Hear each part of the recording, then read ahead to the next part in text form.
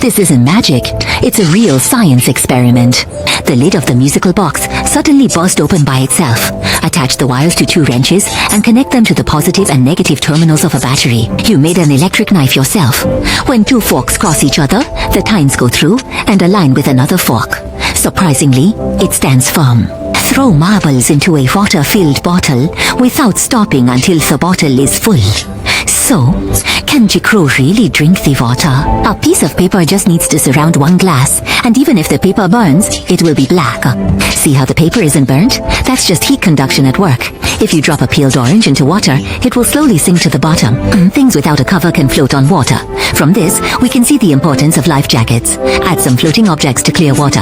The water gets cloudy. Cut a piece of apple and drop it in. Give it a little stir. The water became clear. This is the reverse reaction. Put 2 pencils in salt water and touch the positive and negative poles of the battery. You will see hydrogen and oxygen forming in the water. This is electrolysis. It's pretty cool science. Why not accompany your child to do the experiment yourself?